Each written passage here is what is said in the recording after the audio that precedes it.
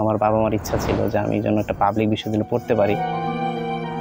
আমার আব্বু হচ্ছে এখানে ফার্স্ট অফ অল রিক্সা চালাইতো, আমার আম্মু হচ্ছে বাসা বাড়িতে কাজ করতো। খুবই আসলে দারিদ্রতার মধ্যে দিয়ে যেতে হয়েছে। ছোটবেলা থেকে সবার সাথে মিশতে পারছি, সবাই আমাকে ওইভাবে নিতে পারছে। ছোট্টবেলায় মানে জন্মান্ধ হয়ে জন্মগ্রহণ করা, পৃথিবীর আলো দেখতে পাইনি কখনো। আসলে আমার 9 মাস বয়স যখন, তখন আমার বাবা মা বুঝতে পারে যে আমি আসলে জন্মান্ধ। তো তখন ডক্টরের কাছে নিয়ে যায় এবং ডক্টর একটা চোখ অপারেশন করে আর একটা চোখ হচ্ছে 1 মাস পরে অপারেশন করতে বলে। এবং সেই 1 মাস পরে সময় মতো না যাওয়ার কারণে দেখা যায় যে পরে আর ওই দ্বিতীয় মানে বাম চোখটা আমার এটা নর্মালি ভালো হয় নাই। তো ভালো না হওয়ার পরে আমি যেটা প্রথম অপারেশন করেছি এটা দিয়ে ভালোই দেখতাম। তো এই দেখা দিয়ে আমি হচ্ছে ক্লাস 7 পর্যন্ত স্বাভাবিকভাবে পড়তে পারছি, নর্মাল বইগুলো পড়তে পারছি। তো যখন 2016 সালে আমার হঠাৎ করে মানে ডান চোখের অর্থাৎ যে ভালো চোখটা সেটার আলো কমতে থাকে, তখন আমি উপলব্ধি করতে পারি যে আসলে আর পসিবল হবে না। ডক্টর আমাকে বলে দেয় যে তুমি আর স্বাভাবিকভাবে পড়াশোনা করতে পারবে না। তো ডক্টর তখন আমাকে হচ্ছে ওই ময়মনসিংহ যে অ্যাডওয়ার্ড ইনস্টিটিউশন আছে ওই স্কুলটা ঠিকানা দেয়। তখন আমি ওইখানে ভর্তি হয়ে আসলে ব্রেইল পদ্ধতির যাত্রাটা আমার শুরু হয়। এভাবে আমি হচ্ছে এসএসসি দিই, এইচএসসি কমপ্লিট করি আনন্দমোহন কলেজ থেকে। তারপর হচ্ছে ছোট্ট একটা মানে ভর্তি পরীক্ষার জার্নি ছিল। খুবই আসলে দারিদ্রতার মধ্যে দিয়ে যেতে হয়েছে। তারপরেও চেষ্টা করেছি আমার যে আমার যে স্ট্রাগলটা সেটা ধরে রাখার। আমার একটা বন্ধু, তার অনেক অনুপ্রেরণা ছিল, আমার বাবা মার ইচ্ছা ছিল যে আমি যেন একটা পাবলিক বিশ্ববিদ্যালয়ে পড়তে পারি। সর্বোপরি আমার ছোট্ট একটা প্রস্তুতিতে আমি চেষ্টা করেছি এবং সর্বোপরি আলহামদুলিল্লাহ সাকসেসফুল হতে পেরেছি। আমি খুবই গর্বিত যে ঢাকা বিশ্ববিদ্যালয়ের মতো আসলে একটা জায়গায় আমি পড়তে পারবো, সাকসেসফুল ভর্তিটা হতে পারলে আর কি। আমি ওইখানে খ ইউনিটে 415তম হয়েছি, যেটা আসলে আমাদের নর্মালি কোঠা দিয়ে সবাই অ্যাপ্লাই করে সাবজেক্ট চয়েস করে, কিন্তু আসলে আলহামদুলিল্লাহ আমার কোনো কোঠা লাগে নাই। কোঠা ছাড়াই স্বাভাবিকদের সাথে স্ট্রাগল করি আমি হচ্ছে 415তম বি ইউনিটে হচ্ছে মানবিক শাখা থেকে। স্ট্রাগলটা ছোট্টবেলা থেকে শুরু হয়েছে। দেন আসলে স্ট্রাগলের সবচেয়ে বড় একটা অংশ যে আমার বাবা মা শেষ পর্যন্ত বাড়িতেই আসলে থাকে নাই, শহরে চলে গেছে। আমার আব্বু হচ্ছে এখানে ফার্স্ট অফ অল রিক্সা চালাইতো, আমার আম্মু হচ্ছে বাসা বাড়িতে কাজ করতো।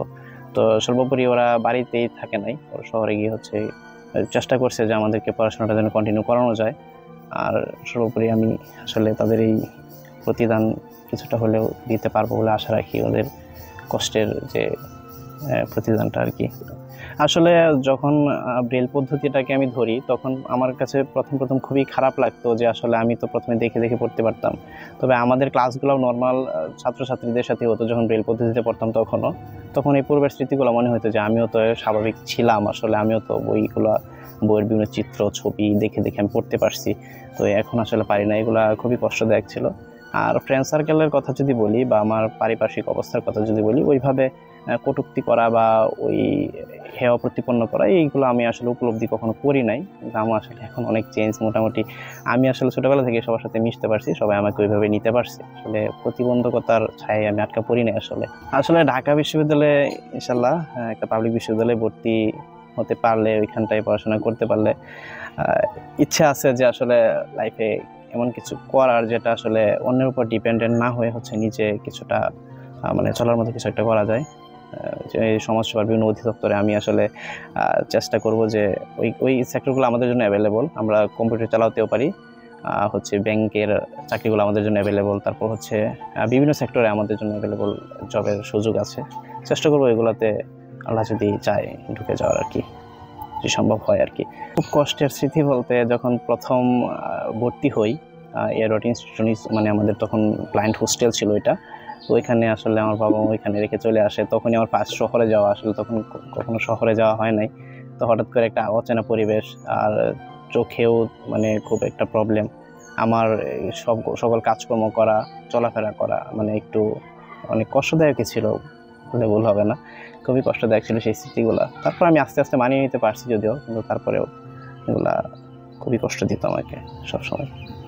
অফকোর্স কান্না করতাম তখন যখন রেখে চলে আসছে। এখন হয়তো এসে বলছি, কিন্তু তখন আসলে স্মৃতিগুলা একটু অন্যরকমই ছিল, অনেক কান্না করতাম। মানে আমি চলে আসতেও চাইছিলাম, কিন্তু আসলে তখন আমার বারবার মনে হয়েছে আমার যারা বড় বাইরে ছিল বা রুমমেটরা ছিল তারা বুঝাইতো যে এটা তো পসিবল না, এটা তো পড়াশোনাটা এখন এভাবেই চালাইতে হবে, নাহলে তো নর্মালি সম্ভব না। তো আমার আগের স্কুলের কথাগুলো মনে পড়তো। নর্মালি কাকনি স্কুলের সামনে দিয়ে শহরে যাইতে হয়, তো এই স্কুলের সামনে দিয়ে গেলে অনেক স্মৃতি মনে পড়তো, তখন কান্না করতাম অনেক। পাবলিক ইউনিভার্সিটিতে ভর্তির অনুপ্রেরণা বলতে আসলে প্রথমত শুনতাম যে ঢাকা বিশ্ববিদ্যালয়ে একটা মোটামুটি একটা নামকরা বিশ্ববিদ্যালয়, এখানে পড়তে পারাটাও একটা গর্বের বিষয়, সবাই এই কথাটাই বলতো।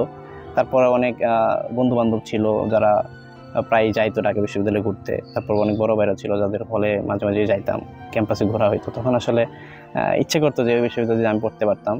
সর্বোপরি অনুপ্রেরণার জায়গাটা যদি বলি, আমার একটা বন্ধু ছিল, সে খুবই অনুপ্রেরণা দিত, আমার মায়ের ইচ্ছা ছিল। আর একটা ব্যাপার হচ্ছে, বই পুস্তকে যখন পড়তাম যে ঢাকা বিশ্ববিদ্যালয়ে বাংলাদেশের ইতিহাসের পিছনে অনেকটা অবদান আছে, বিভিন্ন কিছু বড় বড় যত কিছু হয়েছে ঢাকা বিশ্ববিদ্যালয়ে হয়েছে, তখন আসলে ইচ্ছা করতো যদি এই স্কুলে মানে এই বিশ্ববিদ্যালয়ের ছাত্র আমিও হতে পারতাম। এই এই ছোটো ছোটো কিছু ইচ্ছেগুলো আমাকে অনুপ্রাণিত করছে আর কি। ফার্স্ট অফ অল যদি বলি, ভর্তির প্রস্তুতিটা আসলে আমার ওই একটু সাদামাটা টাইপেরই ছিল। বিভিন্ন ভিডিও দেখতাম, ভিডিও দেখে পূর্বের যে প্রশ্নগুলো সেগুলো সলভ করতাম, কোন কোন জায়গা থেকে প্রশ্ন করে সেই সেক্টরগুলো দেখতাম, বইগুলো ভালোভাবে পড়ছিলাম। তো সর্বোপরি আর কি সাদামাটা একটা প্রস্তুতিতে আমার লাক ফেভার করছে, হয়ে গেছে আর কি।